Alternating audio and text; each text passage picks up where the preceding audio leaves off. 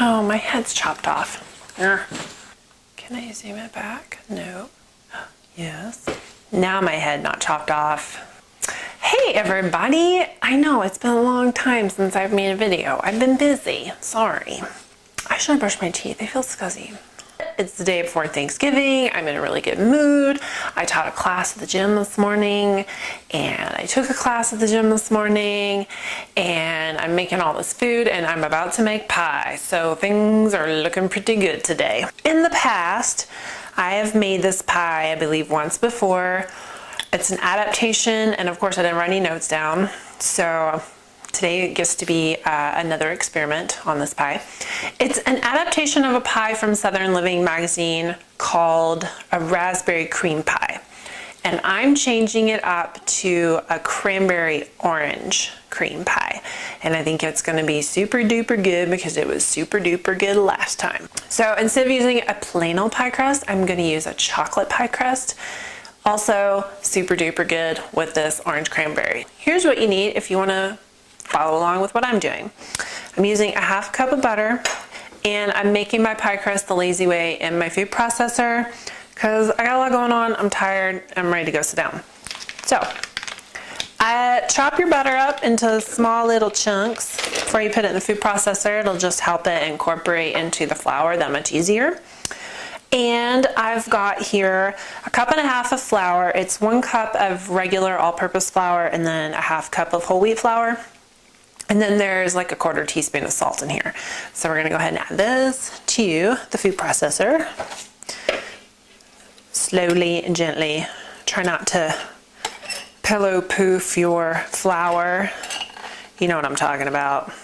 And then I like to add just a little bit of sugar because I'm adding the cocoa powder and it can be a little bitter. So I've got 2 tablespoons of cocoa powder.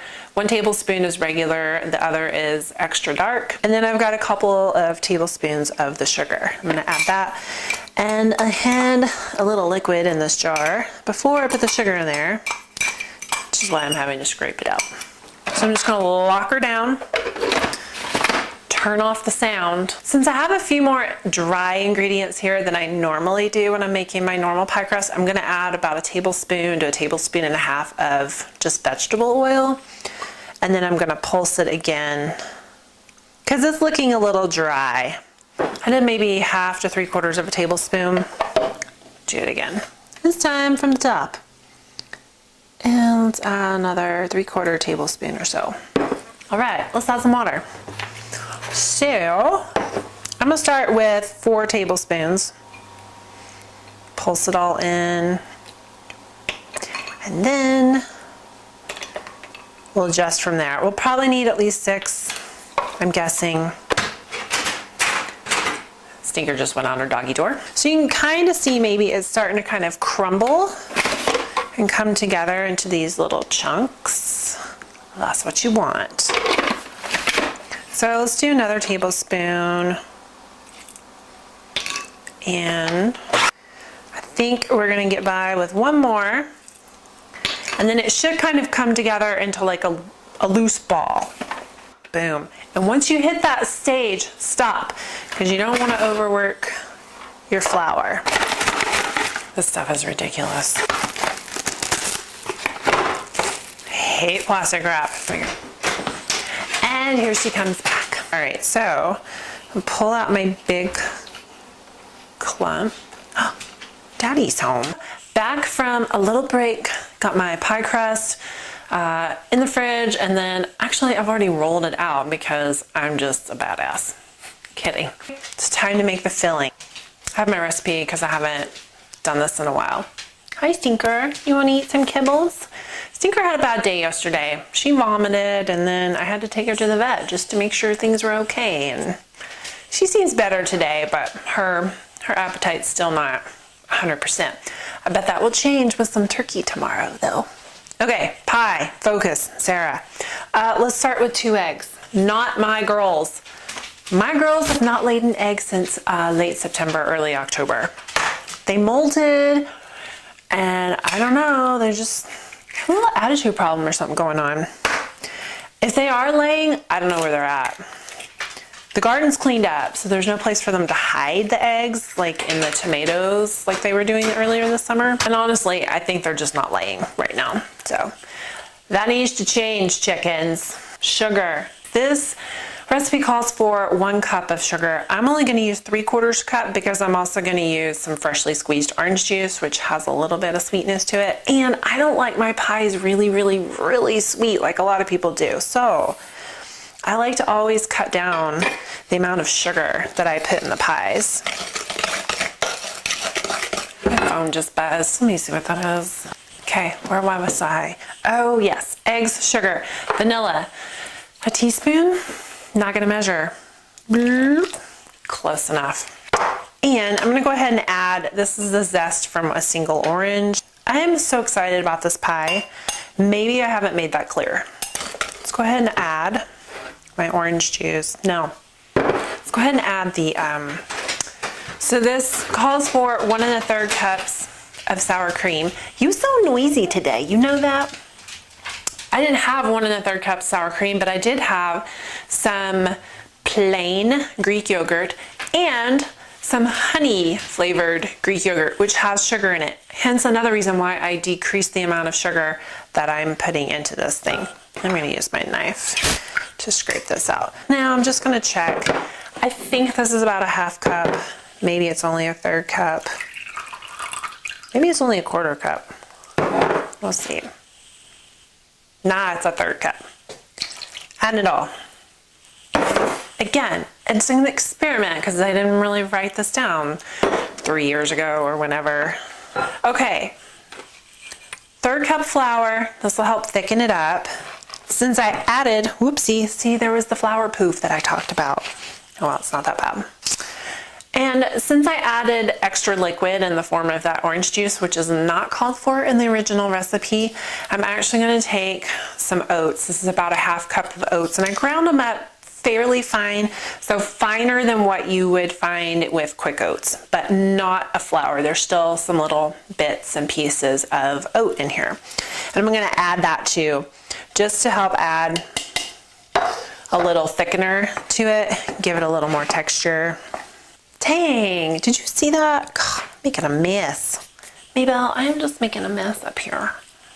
This is everything except for the cranberries.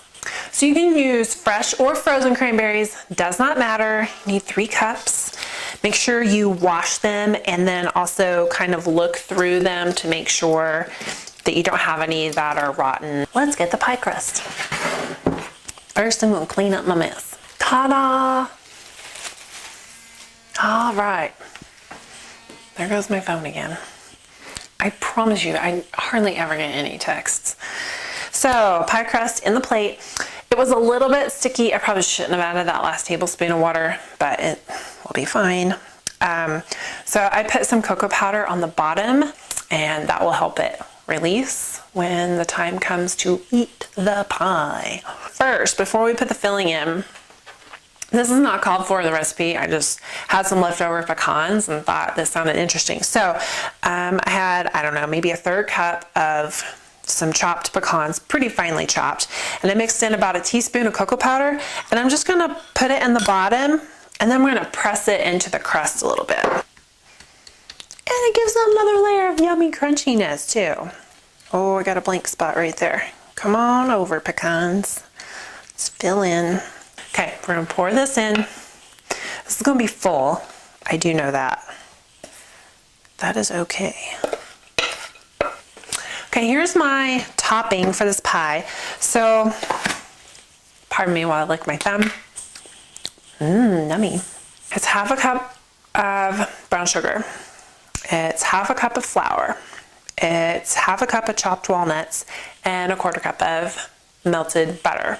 And you mix it all together and you get this praline topping. We'll cover the top of this, and then it's gonna melt in the oven and turn into this really nice praline glaze on top of the pie. Oh my gosh, so good. And there's a lot of praline topping here, so we're laying it on thick. Oh, it's so pretty. Next time I might try it with hazelnuts. Hazelnuts and maybe blueberry. Blueberry and lime. blueberry and orange, blueberry and lemon with hazelnuts. That might work. Okay, got a few crumbles. Where are the gaps? There's a gap. Fill it in. Here's a little gap. Oh, you can get back up there. So I'm gonna put this in the oven. It bakes at 400 for a half hour. In the oven, I'm gonna go sit down and like read a book or color or something like that because I've earned it. Okay, later.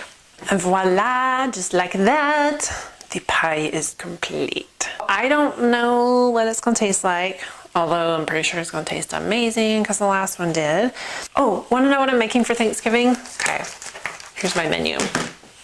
I'm making a wild rice and celery root gratin that will be vegan.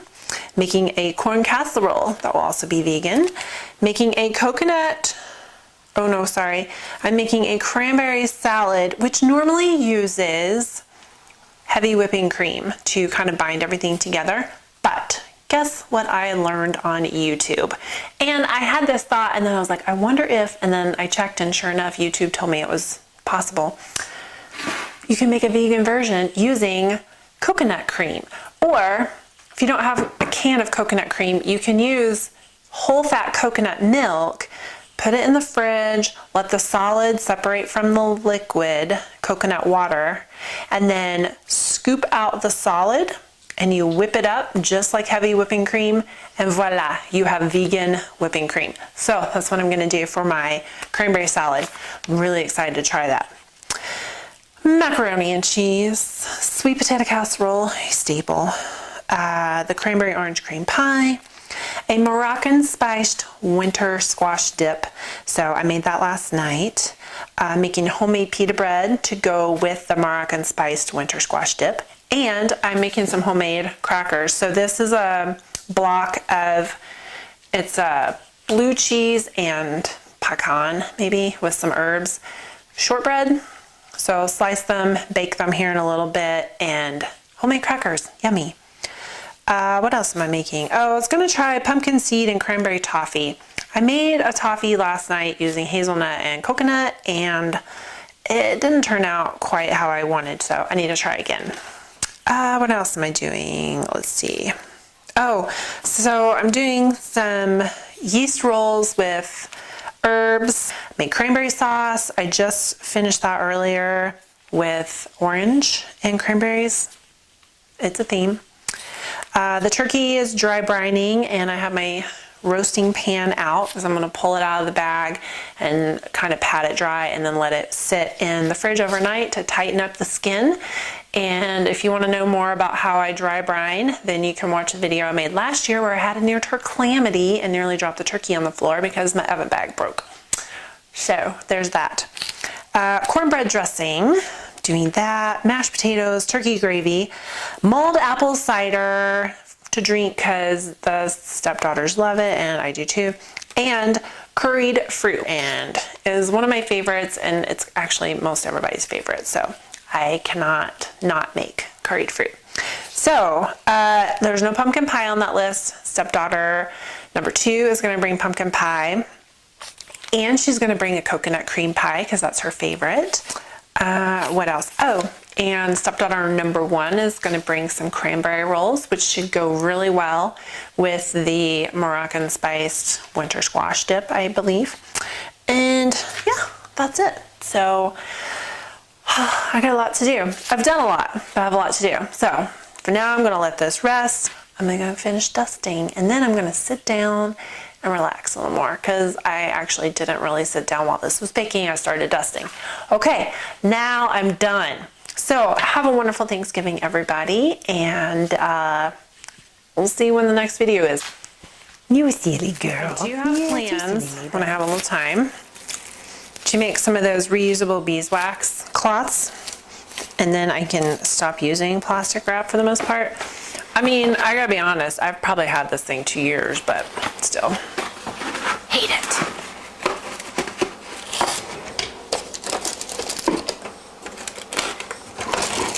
You behave. There.